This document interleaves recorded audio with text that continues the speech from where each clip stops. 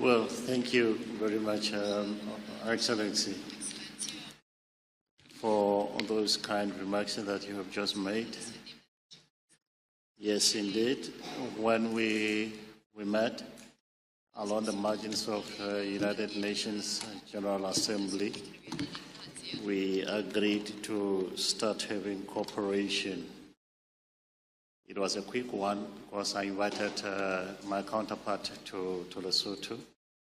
I thought he was never going to come to Lesotho, as Lesotho is a small country.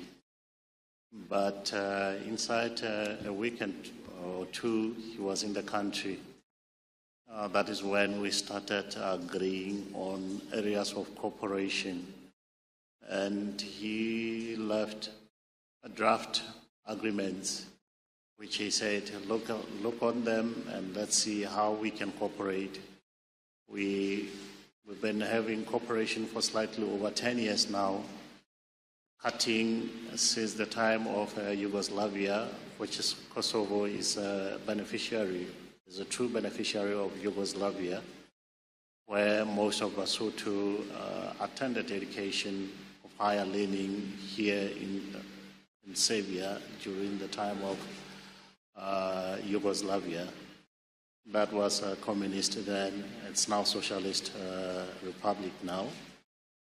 And invited me immediately to come over. In our note and position, we actually said we will not abide ourselves or align ourselves with a country that has universally declared independence on its own. And we are repeating it on public, that we will not align ourselves with countries that are universal declaration of independence. There are also decisions of United Nations Security Council that are pending, that the security forces should also be deployed in order to promote dialogue. We are encouraging dialogue to happen, and in so doing that, when the dialogue has happened, it will mean the outcomes of the dialogue are the ones that we are steadfastly going to support. We also have encouraged that there are decisions of Helsinki that also needs to be implemented. And so implementing that, it is premature to actually stand up and declare independence before the actual dialogue has been made, or before the actual outcomes of the dialogue are made.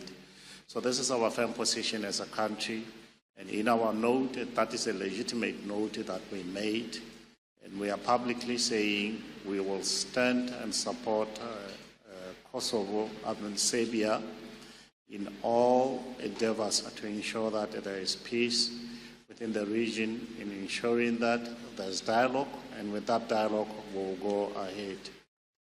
We have signed the agreements which the draft were left in the country. It's agreement on agriculture and culture. We have further agreed to expand it a little bit to military exchange. And the minister has actually encouraged that our diplomatic academy also should be beefed up, and we will have exchange programs. So there are more areas of cooperation that we are going to explore and ensure that we have exchange programs. In the morning, the first meeting that I had was with Minister of Education, where we sat and looked at the possibility of reviving the previous scholarships that we had. And in those scholarships, the Minister put forth a lot of options, and we were emphatic on agriculture and information technology in agriculture, science and medicine. So there are various other areas also in terms of education which we are going to explore, as well as vocational training that will be for short term, and doing exchange programs with Serbia. So we are looking forward, and I'm bringing the greetings from His Excellency Prime Minister, Right Honorable Prime Minister, to people of Serbia, and to assure and keep firm that we will support Serbia in all areas of cooperation and whenever support is needed. Thank you very much.